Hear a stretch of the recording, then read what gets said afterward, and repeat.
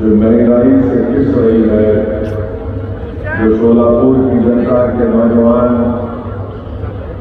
बेरोजगारी उनका मुकद्दर बनाकर रख दिया गया, जो नौजवान अपनी डिग्री का इम्तिहान भी दे चुके हैं और 1 साल से उनको उनकी डिग्री नहीं मिलती, जो सोलापुर में यहाँ पर जो इंडस्ट्री थी चादर की, जिसको ज्योग्राफिकल इंडिकेटर भी मिल गया था, इंशाअल्लाह ताला उसको फारूक शादी खुद मेहनत करके उसको रिवाइव करेंगे।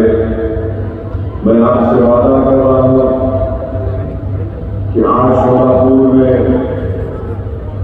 6 दिन में 1 मरतबा पानी आपको मिलता है। फारूक दिन रात मेहनत करके इंशाअल्लाह ये सबसे बड़ा मसला, खास तौर से पीने का पानी अगर 6 दिन 8 दिन में 1 मरतबा आता है तो सबसे ज्यादा तकलीफ हमारी माँ और बहनों को उठाना पड़ता है। और मैं आपसे वादा कर रहा हूं कि ये जो फ्लाईओवर का काम, एक बच्चा पैदा हुआ अब उसकी शादी होने वाली है, मगर फ्लाईओवर का काम मुकम्मल नहीं होता। अब लगता है कि उसकी जुमारी के बाद में ये फ्लाईओवर का काम मुकम्मल होगा। आप शायद मेरी बात समझे नहीं। 20 तारीख के दिन फारूक शादी की शादी आप करेंगे,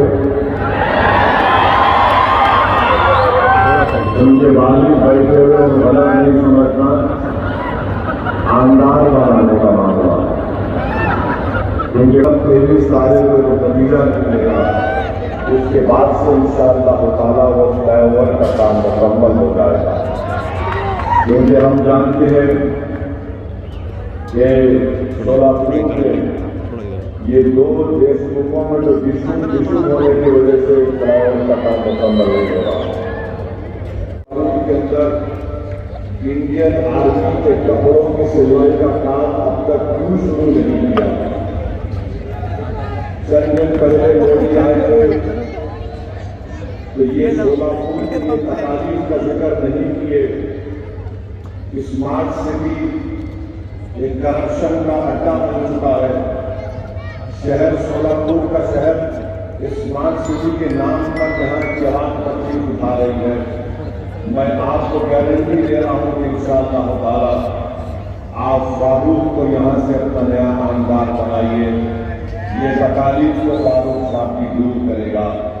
स्मार्ट सिटी का काम कराने के लिए आमदार को भी स्मार्ट होना पड़ता है, और जितने भी आमदार थे वो स्मार्ट थे, मगर अपनी जेल के मामले में स्मार्ट थे। फारूक साहब ने इंशाअल्लाह ताला ऐलान किया है कि वो अपनी जो आमदार की तनख्वाह मिलेगी इंशाअल्लाह उसको मिलेंगे, वो गरीबों में या गरीबों के पास भी उसको दे देंगे। उन्होंने खवातीन की मजबूती के लिए, उनके एम्पावरमेंट के लिए उन्होंने 4 वादे किए हैं। मुझे यकीन है कि इंशाअल्लाह ताला वो उस वादे को पूरा करेंगे। उन्होंने वादा किया कि सोलापुर में हमारी कई ऐसी गरीब माँ और बहनें हैं जो बेटी बना रही हैं। मेरे भाई जिनको अल्लाह ने दौलत दी है, तभी तुम उस गरीब माँ के घर को जाओ और उस माँ से कहो कि तुम्हारे हाथ की उंगलियां मुझे दिखाओ। पीढ़ी बनाते बनाते उनकी ये उंगलियों की, इनका जो चमड़ी होती है निकल जाए, इनकी उंगलियां सफेद पड़ जाती हैं, स्किन की बीमारी उनको शुरू हो जाती है। मैं आपसे वादा कर रहा हूं, गारंटी दे रहा हूं, इन गरीब माओं के लिए जिनकी उंगलियों पर बीड़ी बना बना कर निशान पड़ चुके हैं, फारूक साहब भी इंशाअल्लाह उन माओं की उंगलियों की लाभ रखेगा, उनके लिए विधानसभा हुकूमत से लड़ेगा और टकराएगा। मेरे अभी दोस्तों और बुजुर्गों, फिर अब ये भी मानती है कि बेरोजगारी यहाँ के नौजवानों का एक बहुत बड़ा मसला बन चुका है। आप देखिए कि एक शिवसेना से 2 शिवसेना हो गए, दोनों को नौकरी मिल गई। एक शरद पवार, एक एनसीपी से 2 एनसीपी हो गए। चीचा का परिवार भी नौकरी पे, भतीजे का भी परिवार नौकरी पे, पूरी नौकरी तकसीम होते रहती है। मगर सोलापुर की जनता हमारी आस लेकर बैठी हुई है कि मेरे मुकद्दर में नौकरी करवाएगा। मैं आपसे वादा कर रहा हूं, फारूक साथियों नौजवानों की तरक्की के लिए, उन नौजवानों को जो रोजगार के लिए आसपास रहे, इंशाअल्लाह फारूक उन नौजवानों के ख्वाबों को पूरा करने की कोशिश करेगा। आई बात का संजय विज्ञान फाउंडेशन स्टोर शरद पवार साहब डाल के चले गए, आज लगा है कुछ काम नहीं हुआ। अगर आई बात का काम होता तो यकीनन बहुत से कंपनी से हम आते सोलापुर के गरीब नौजवानों को कुछ न कुछ रोजगार मिलता।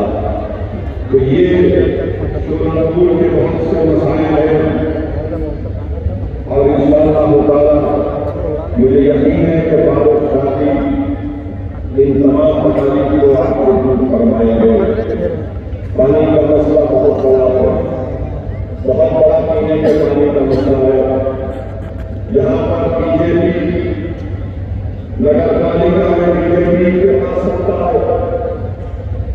अब पिछले 22 साल से यूपी की सरकार है, 10 साल से मोदी प्रधानमंत्री है। आप बताइए, अगर वो चाहते तो यहाँ पर पानी का मसला हल कर सकते थे, मगर नहीं। ये मोदी आए थे सोलापुर को ना आदमी के रिफॉर्म की स्थिति की बात की, ना ये पीने के पानी के मसले को हल करने की बात की। मैं सोलापुर की जनता से खास तौर से विधानसभा के सेंट्रल के तमाम वोटर्स खास तौर से हमारी माँ और बहनों से अपील करता हूँ, एक बार आप 20 तारीख को बीजेपी को पानी पिलाने के लिए फारूक आपको हफ्ते में 4 दिन पानी पिलाएगा। एक बार 20 तारीख को बीजेपी को पानी पिला दो। माने पानी पिलाने का मतलब सियासी पानी पिलाने के जाके बोलेंगे जो भी वोट फारूक के हक में डालिए, उनको मालूम हो जाएगा कि गरीबों को और माँ और बहनों को तकलीफ देने का क्या है। दूसरी बात यह है कि यहाँ यूपी वाले बोल रहे हैं कि हम लाडली बहना के 1500 रुपये दिए, वो रहना बोलो। अगाड़ी वाले बोल रहे हैं ऐसा कर देंगे। अब आप सुनिए, 1500 किसी के अकाउंट में आ गए। हमारी गाँव पहले बैठक है, मेरी बात से मुतफिक होंगी कि आज जवाब जो है जो 2014 में 30 रुपये था, वो आज 50 रुपये मिलता है। चावल 40 रुपये मिलता था 2014 में, वो आज 80 रुपये मिलता है। गेहूं 25 रुपये में था, 50 रुपये हो गया। गुड़ 30 रुपये में था, सोलापुर का रेट में 50 रुपये हो गया। शक्कर मोदी जी चाय बना के प्रधानमंत्री बन गए, अब उनकी चाय तो फ्री में आती, शक्कर भी उनको फ्री मिलती। मतलब सोलापुर में शक्कर 30 रुपये थी 10 साल पहले, आज 45 रुपये में पहुंच गए। मसूर की दाम जो 50 रुपये मिलती थी 14 में, आज 15 रुपये में बिक रही है। लाल मिर्ची 100 रुपये में बिकती थी, आज 200 रुपये में बिक रही है। इमली 100 रुपये में कीमत थी 10 साल पहले, आज 500 रुपये में है। बैगन जो 5 रुपये में 10 साल पहले हरी मिर्ची 20 रुपए में थी, आज 40 रुपए हो चुकी है। प्याज 20 रुपए थी, आज 50 रुपए हो चुकी है। आलू 10 रुपए था, आज 50 रुपए हो चुका है। फिर आप आ जाइए पेट्रोल 2014 में जब मोदी प्रधानमंत्री बने 72 रुपीज में था, आज 104 में हो गया। डीजल 55 रुपए में था 10 साल पहले, आज 90 रुपए में हो चुका।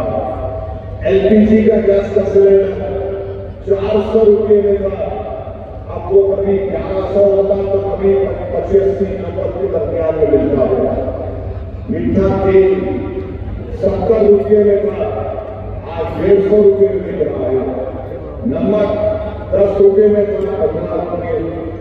अगर आप खाली इमली और आपकी मसूर की दाल, लाल मिर्ची, हरी मिर्ची, प्याज, आलू और मीठा तेल मिला दिए तो यही 1100 रुपये निकल गए, यही 1100 रुपये निकल गए। सिलेंडर खरीदने गए तो उल्टा और 1500 रुपये मिले, उसमें 300 रुपये डालना पड़ता। तो शिंदे समझ रहे कि हम सबके कान में फूल है,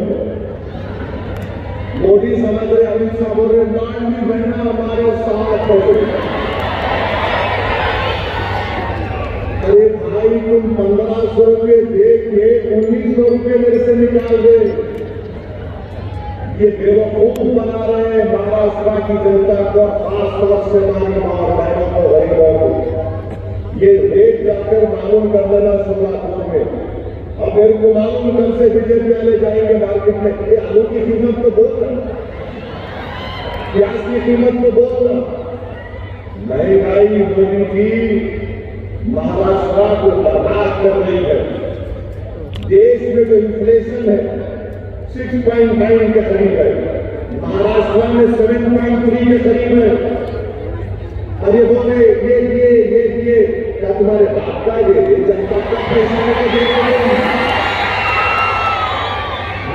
पैसा ले रहे, एक हाथ से 1500 डाल रहे और दूसरे हाथ से 1900 रुपये निकाल रहे। अब आप बताइए आपको क्या कर रहा है 20 तारीख के दिन? क्या करेंगे बताइए? आप क्या करेंगे? क्या आप हिंदू मुसलमान की लड़ाई को देखेंगे या महंगाई को देखेंगे? किसको देखेंगे आप?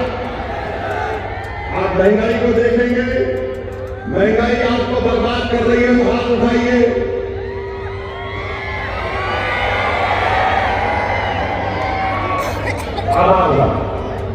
पीने का पानी किसको रोज चाहिए? हाथ उठाइए। अच्छा जो नहीं दिया 10 साल से उसको 20 साल को पानी पिलाइए, हाथ उठाइए। अब बस, अब ये मेरा मुकदमा मैं कायम कर दिया। अब फैसला आप जज है, आपको जज आप लोग जज है। मैं फारूक की तरफ से ये आपके सामने बात को रख रहा हूं कि क्यों आपको बीजेपी को, शिवसेना दोनों को, कांग्रेस को नहीं देना है। दोनों को सत्ता मिली, दोनों को सत्ता मिली और दोनों ने भारत कर दिया सोलापुर को, बर्बाद कर दिया सोलापुर को। नौजवान रो रहा है, हमें 1 साल हो गया डिग्री का एग्जाम लिख के, एक सर्टिफिकेट नहीं दे सकते तुम लोग? कौन सी सरकार चला रहे हैं लोग? और मोदी जी आके क्या बोलते हैं, इस पर नहीं बात करेंगे। सोलापुर में जहां पर जंगल बनाए जाके ज्योग्राफिकल इंडिकेटर उसके पास से जीआई का है, मतलब मोदी जी कभी मन की बात में भी इन्होंने सोलापुर की सरकार के बारे मोदी जी जब क्या बोल रहे थे, आज मन की बात सोलापुर की सरकार, मगर नहीं बोले। क्या बोले?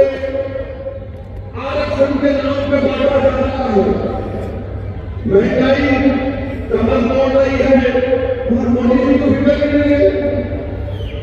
यहाँ पर चालाबान की फैक्ट्री खत्म हो गई, तो मोदी जी माशाल्लाह वो नए कपड़े पहने, मगर ये 16 कोटी घटना जो यहाँ पर इनके हाथों में अल्लाह ने फल दिया, बीजेपी ने उस इंडस्ट्री को तबाह बर्बाद कर दिया। ये 16 कोटी की जनता को उस पर फैसला करना।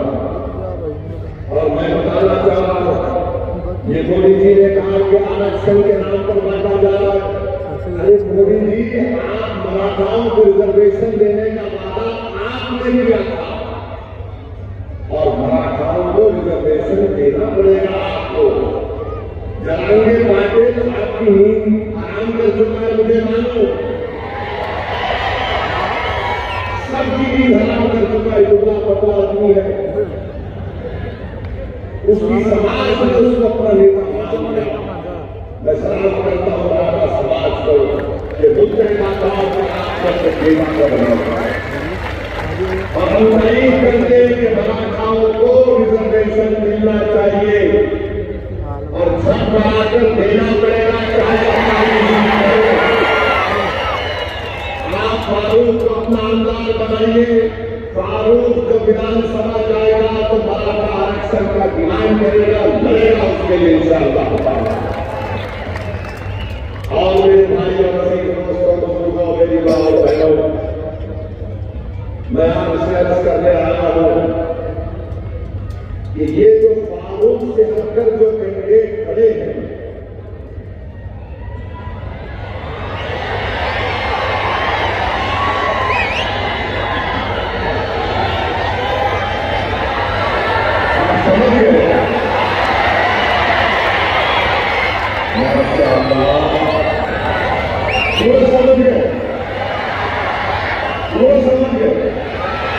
समझाने की जरूरत ही नहीं है। बताइए 20 तारीख को फारूक, ये तो बहुत तेज हो गए बाबा।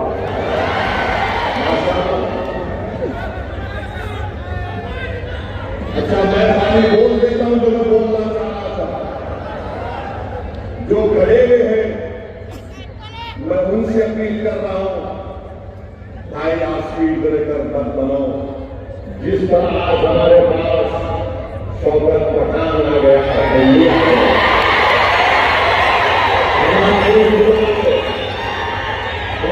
बहुत बड़ा है, हम उनको अपने गले से लगाने को तैयार है। सब पूरे पुरानी चीजें भूल जाएंगे। देखो ये सोलापुर की जनता, ये सोलापुर के नौजवान, ये हमारी मां और बहनें फैसला कर चुके हैं कि अब की बार फारूक की बारी है। तो मैं इनसे अपील कर रहा हूं, आप भी आ जाओ। क्यों दूर दूर रहते, करीब आ जाओ। दिल में अगर मोहब्बत है आ जाओ। नहीं, हमारे को 7 साल से मोहब्बत है, उनसे हमारा नहीं मिलता। अरे मेरे भाई, तुम जब मुझसे मोहब्बत करते हो, मैं भी तुमसे मोहब्बत करता हूं। और इसमें कोई अमानियत नहीं है, ये इज्तिमाइयत को सामने रखकर फैसला करने की जरूरत है। आज अगर आज फारूक जीतेगा तो क्या खाली मुसलमानों का फायदा होगा? क्या खाली हमारे पद्मशाली भाई बहनों का फायदा होगा? अगर फारूक जीतेगा तो क्या हमारे मराठा भाइयों का फायदा नहीं होगा? हमारे पद्मशाली मां बहनों का फायदा नहीं होगा? क्या हमारे दलित भाई और बहनों का फायदा नहीं होगा? पूरे विधानसभा के तमाम जनता का फायदा होने वाला है। तो आ जाओ, सब मिल के गुलदस्ता बनाओ ताकि सोलापुर की आवाम मिलकर 20 तारीख के दिन सोलापुर के अच्छे मुस्तकबिल के लिए, यहाँ की तकालीफ को दूर करने के लिए मैं सबसे अपील कर रहा हूं कि आप आगे बढ़िए और फारूक साथी के हक में 20 तारीख के दिन अपना एक वोट इस्तेमाल करें पतंग के निशान पर। मशीन में क्या नंबर? 6 नंबर। मशीन में 6 नंबर फारूक साथी का। तो जब आप अंदर जाएंगे मशीन में, खाली देखना पतंग का निशान का 3 आवाज आती है, वो आवाज सुन लेना, बिस्मिल्लाह आगे बढ़ो। मगर आप तबला हो डालेंगे या रात में जाके सो जाएंगे, अभी उठेंगे तो पोलिंग परसेंटेज बढ़ेगा, आप पोलिंग परसेंटेज बढ़ाएंगे, आप हर आदमी, हर बहन, हर माँ, हर बुजुर्ग अपना वोट इस्तेमाल करेंगे, आप उठाकर जवाब दीजिए, आप पूरे वोट डालेंगे। पोलिंग परसेंटेज आपका बनना चाहिए, तभी फारूक की कामयाबी आसानी से हो जाएगी इंशाअल्लाह ताला। आप आ जाइए, दूसरी चीज जो आपको बोलना चाह रहा था मैं, अभी आप देखेंगे डाइस के ऊपर हम बैठे हुए थे, मंच के ऊपर, तो मेरे को आगे को एक कागज दिए, देखिए आप लोग क्या बोलता हूँ आपको, बहुत मजे का, बहुत मजे का। Jail road police station commissionerate Solapur से हमारे सीनियर पुलिस इंस्पेक्टर साहब ने सेक्शन 168 BNSS की नोटिस दिए, मेरे को लव लेटर दिए, हमारे सिलसिले की तरफ से आई नोटिस, से रोज मांगन करते हैं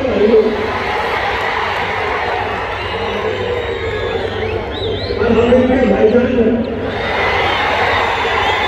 दूसरे उनके भाईजान, आई लव यू। अच्छा, इसमें क्या लिखे, इसमें लिखे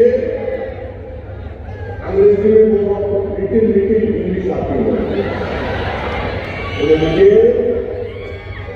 please take care not to do any act, comment or statement that may hurt the sentiments of other religious people and persons, and also do not violate the modern code of conduct implemented in connection with the General Assembly election 2024. It should be noted that law and order problem will not arise due to any final reason, and peace should be maintained in addition to this. B की जगह B की आप भी आगे लिखिएगा। It should be noted that legal की spelling गलत है, LEGAL,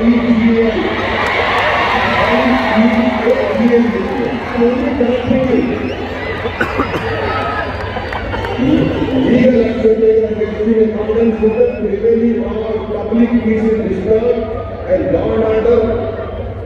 अच्छा, ये प्रॉब्लम की स्पेलिंग में एन आ गया, प्रॉब्लम क्या है, an problem arises due to your commenting that will hurt the sentiments of other religious में ठीक आ गया, and individuals by ignoring the instruction given by the police. The state notice is the underlying proceeding. तो मैं क्या किया, आपने बोले भाई को कहा कि किसको नहीं वाली खाली भाईजान से मोहब्बत है, दूसरों से नहीं है, तो मैं नोटिस ले लिया। सुनो अभी तक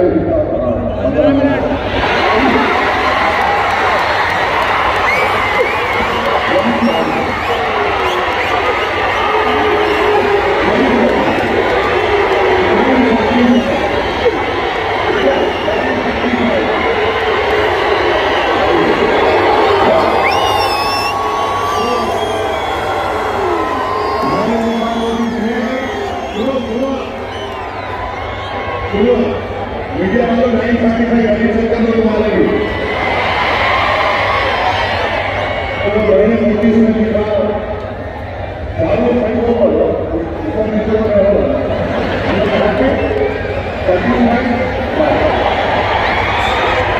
अभी मैंने लिखा रिसीव द नोटिस, मैंने नोटिस रिसीव कर लिया, मैंने अपोज द कंटेंट। हाँ बैठो अरे भाईजान जी बैठो, भाईजान बोल रहे बैठो,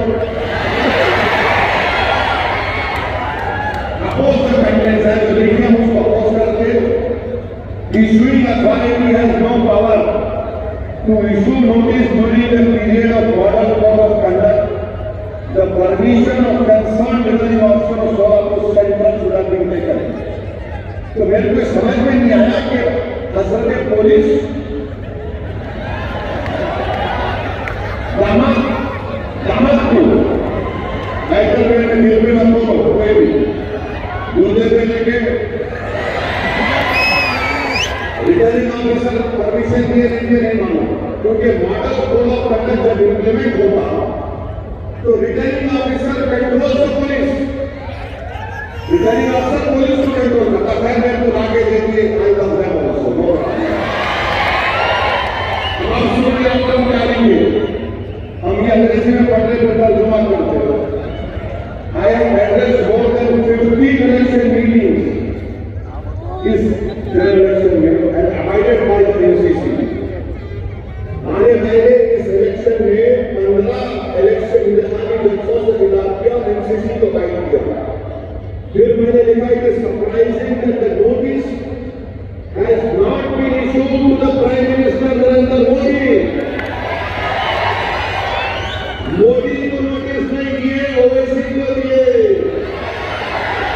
3 दिन पहले मोदी आए थे, मोदी को देना था नहीं देना था, उनको नहीं दिए, ओवैसी को दिए, क्योंकि मैंने सारे Lahore don't take it seriously. ये आप बताइए ये क्या है? जहाँ मैं चले जाता हूँ महाराष्ट्र में, आपसे मोहब्बत का इस कदर लेकर आया हमारे लिए, तो मैंने उनको देखते देख के बोला वाह मेरी महबूबा हो गई, मेरा भी इंतजार था। ये गैबू करते रहे भाई मेरे पीछे, मैं बोलता नहीं था ये सब चीज़। अच्छा बात मेरे को बोलो, वो एक छोटा बच्चा है, मेरे स्टैंडर्ड से वो मेरी गलती नहीं, मैं लंबा हूं तो मैं लंबा की गलती है। तो उन्होंने मैं मस्जिद में उसके मार लो, मुझको समझ में नहीं आया कि ये 168B नोटिस उसको नहीं दिए, नहीं दिए ना, नहीं दिए, इसको दिए इसमें उन्हें बोले था दो पकेड़ा अच्छा क्या करे सारी एफआईआर कर लिए। अरे उसको लेके भी जाते दुबई को अंदर, अरे दुबई से थोड़ा जेल में जाते रहे। अब वो डिप्टी सीएम फडणवीस बोले क्या बोले, ओ जिहाद धर्म युद्ध, ये धर्म युद्ध है इलेक्शन, ये ओ जिहाद है इलेक्शन। बाबा साहेब अम्बेडकर ने संविधान बनाया, तो बाबा साहेब ने संविधान क्यों बनाया? जिस जमाने में दलित लोग अगर जमीन पर चलते थे तो उनके कमर के सामने झाड़ू होती थी और गले में वो होता था घड़े के जैसा कि अगर थूकना भी है तो उसमें थूको, और जिस जमीन पर तुम चलते हो उसको झाड़ू दो, क्योंकि तुम्हारे पैर इस काबिल नहीं है कि तुम जमीन पर चलो। तो बाबा साहेब ने कहा कि कोई बड़ा नहीं कोई छोटा नहीं, ओवैसी फडणवीस दलित सब बराबर होंगे। और बाबा साहेब ने संविधान में हम सबको इंसान का all human beings are equal in the eye of the law। और बाबा साहिब ने क्या लिखा संविधान में? लिबर्टी, आजादी, जस्टिस, इंसाफ, फ्रेटर्निटी, भाईचारगी, इसको हमको हासिल करना है। मैं हमारे दलित भाइयों को पैगाम दे रहा हूँ आज सोलापुर से कि आओ बाबा साहेब अम्बेडकर के ख्वाबों को पूरा करेंगे, लिबर्टी, जस्टिस, इक्वालिटी, फ्रेटर्निटी को हासिल करेंगे। आपकी तकलीफ असदुद्दीन ओवैसी की तकलीफ है, आपके इंसाफ की लड़ाई हमारे इंसाफ की लड़ाई होगी। इस सोलापुर सेंट्रल में हमको लिबर्टी, इक्वालिटी, फ्रेटर्निटी और जस्टिस को हासिल करना है। जो बाबा साहिब ने देखा था उस रात को देखना है। मैं हमारे दलित भाइयों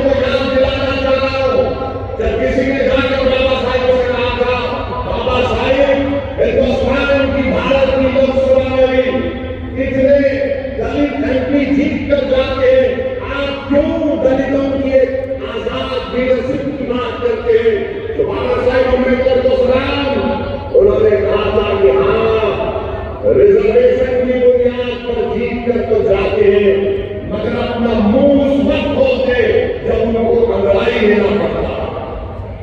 मेरे भाइयों को याद दिलाओ, काशी राम नहीं कहा था चमचों से बच के रहो, चमचों से बच के रहो। मैं तुमसे नहीं कह रहा हूं चमचों से बच के रहो। ये चमचे हमारे मफादात की हिफाजत नहीं करते, बल्कि अपने साथी मफादात को लेकर अपने। ये गंदा कानून मोदी ने बनाया BNWS का, किसी को भी निकाल कर 120 दिन का पुलिस कस्टडी दिया जा सकता। मेरी स्पीच है यूट्यूब पर, देख लेना। मैं उम्मीद करता हूं कि पुजारी साहब मेरे इस भाषण को ये नहीं बोलेंगे कि this will create problem of division and peace. बहुत अच्छा है, मैं इसको घर को ले जाके जब 18 तारीख को हमारी बीवी से मिलूंगा, हमारी बेगम पूछेंगे क्या लेके आए, मैं बोलूंगा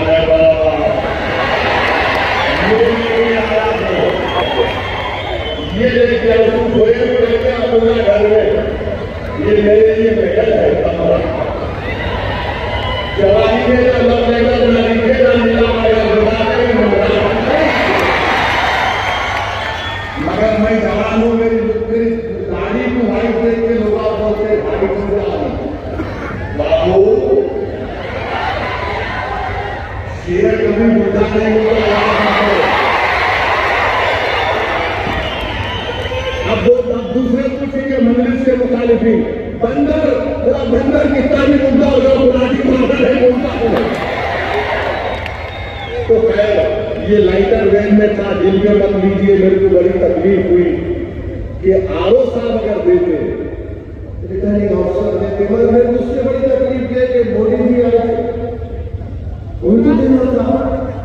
उन्होंने बोले एक सेफ है, एक है तो सेफ है, इसका मतलब उसका किसको बोल रहे थे मोदी जी, एक है तो सेफ है, उनको नोटिस नहीं किए,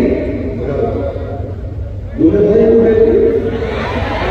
तो आपको यकीन तो हो गया ना कि नोटिस किसको मिलती, बोलने वाले को मिलती।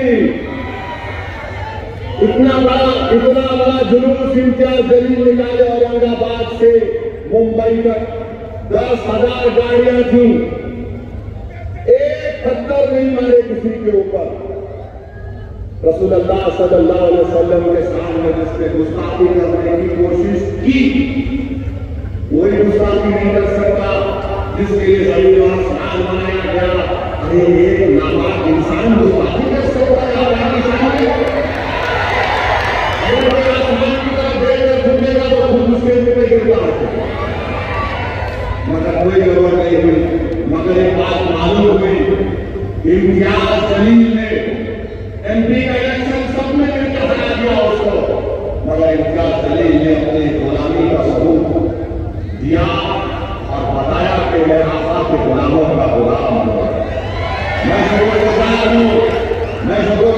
हूं फारूक शादी के वालिद का, कि उन्होंने ऐसे होनहार और बेटे को